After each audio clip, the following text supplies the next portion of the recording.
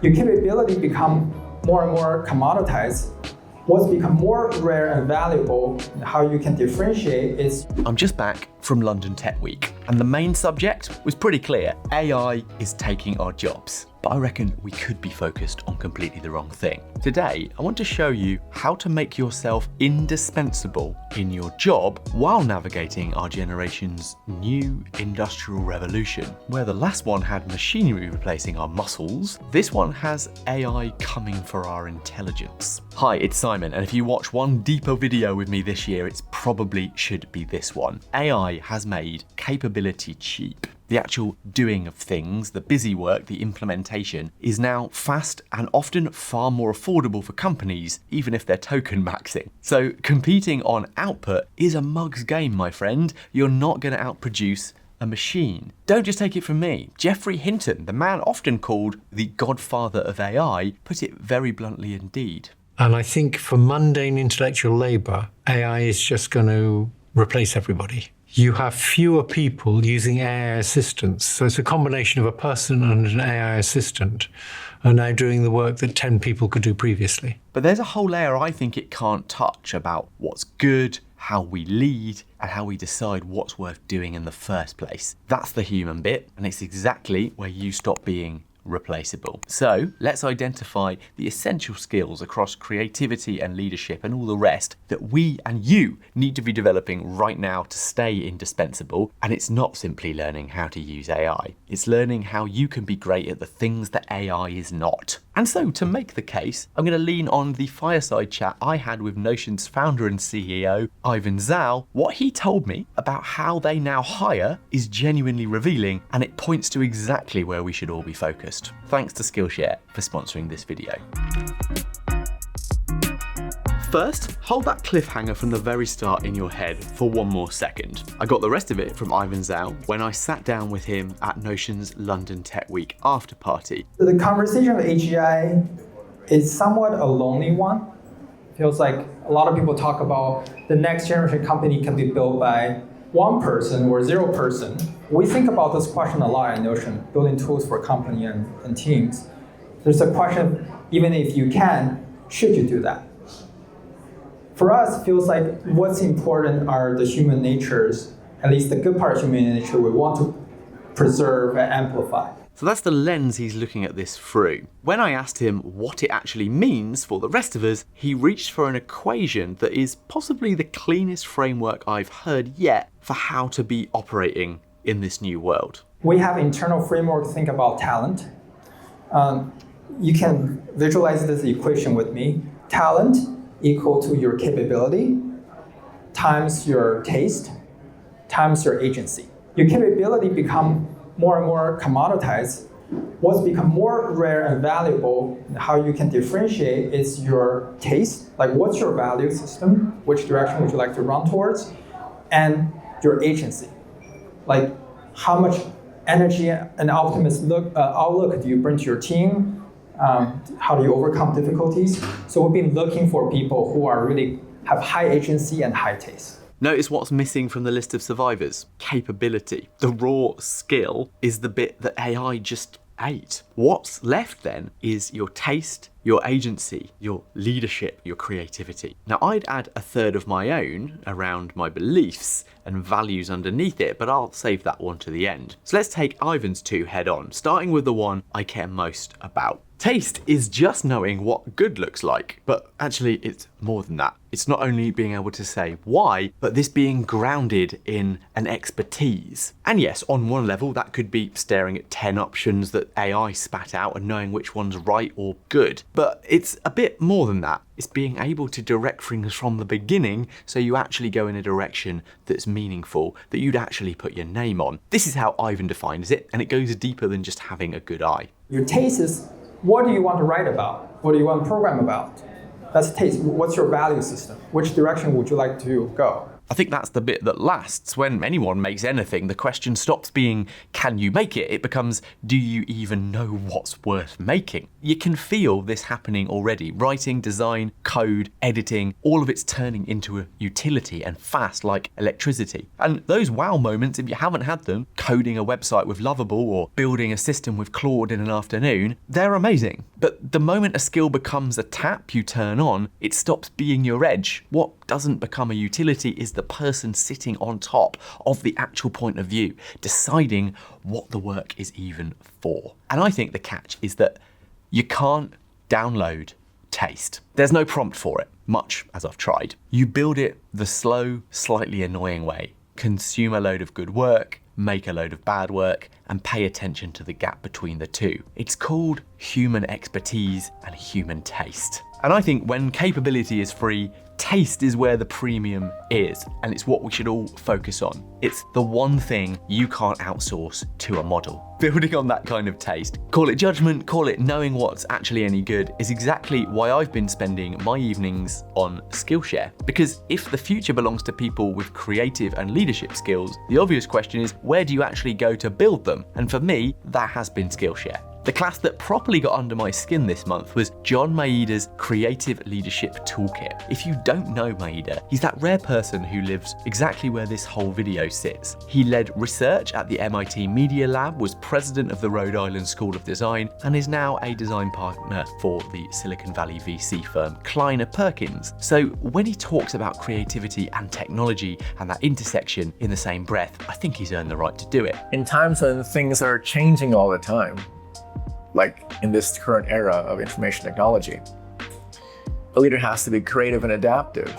has to be willing to know that the solution they had in their pocket that always worked is not going to work all that time. So they'll have to be creative. Not only do I love people like him are teaching on Skillshare, but I love his definition of leadership, getting out of the way and empowering the people, and now some machines, around you. That's the same taste and agency Ivan was on about, just from the other side of the table. He builds the whole class around curiosity, history, and discovery rather than apps and shortcuts, which is the clearest reminder that I've had that the human layer, taste, judgment, the nerve to lead, is the bit actually worth investing in. And I'm loving working through this class right now. So that's what's so cool about Skillshare. It's where humans come to learn from other humans. It's the best place to learn a creative skill, pick up a new hobby, taught by real people who actually do the work, not chatbots. So if you want to reconnect with your creativity and build the skills that keep you valuable, get on Skillshare. The first 500 people to use my link in the description will get 1 month free trial. Go and make something happen.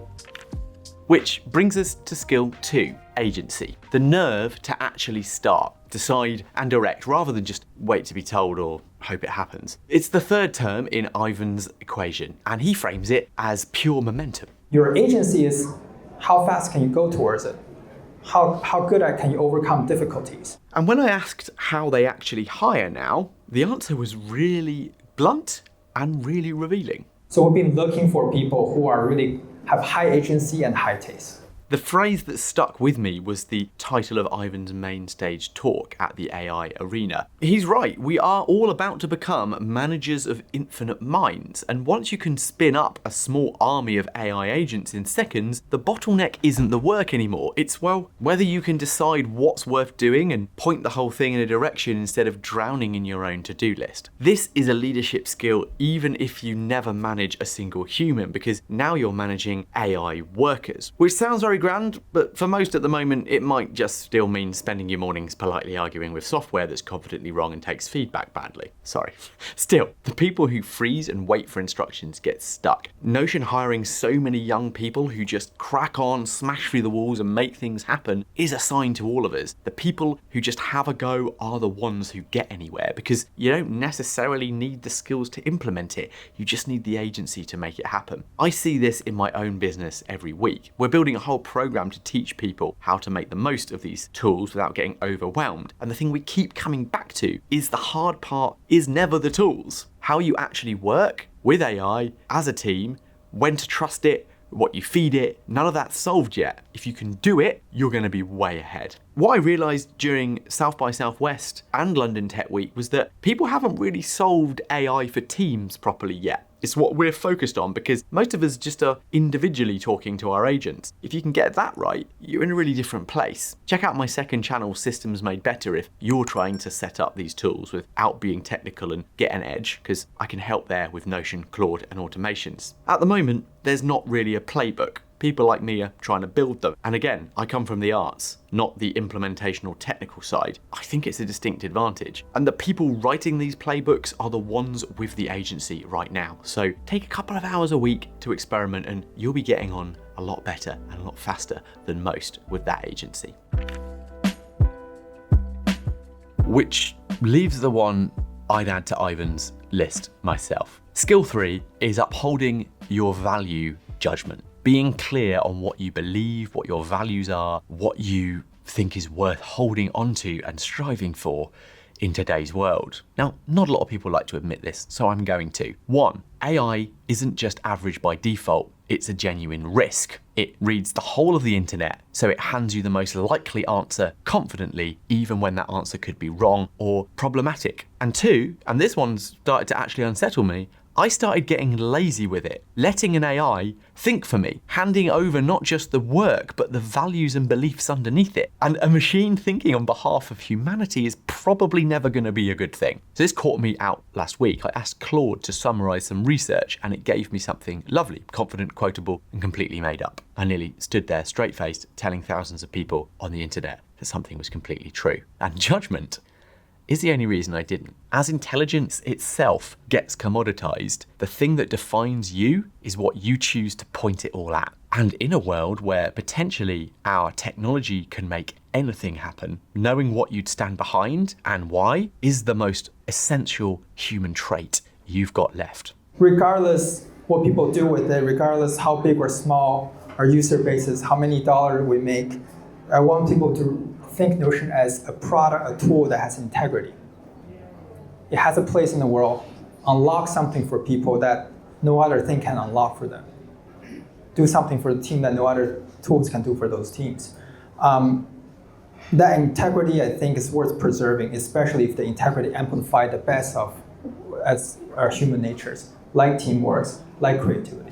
I think the Pope would be very pleased to hear that. And if you haven't seen, he's written a really interesting essay on tech and the state of the world and humanity. And I think that really echoes, I think, what a lot of people hope is that we focus in that way. So it's really lovely to hear it. And go and read that essay if you haven't. It's worth doing it. It's one of those big ones. My friends used to take the mickey out of me that I would talk about code with no knowledge of it. Because my background is... What do you say? So my friends used to take the mickey, it's very British, out of me. So I think it's all the more important to know what matters to you and what values you want to hold strong as all of this information and haze comes in with AI, but also the potential of leveraging it for that good, I think is really exciting. I just wanted to say that. Yeah, 100%. I agree. So that's the whole thing. And let's be honest, none of this is a gift that you're going to be born with. You build judgment, taste, and agency on purpose by getting clear on what you value and the borrowed wisdom from people a bit further down the road than you. Or, of course, you could always just go and become a plumber, because AI is probably going to be a bit slow with the dexterity thing. And I'm only half joking.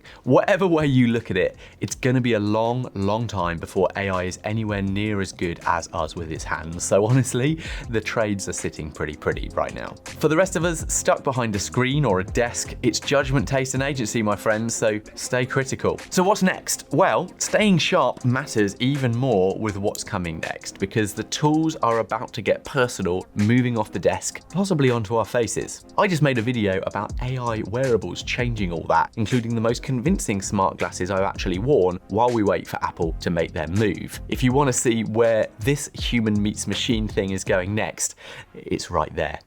I'll see you over there.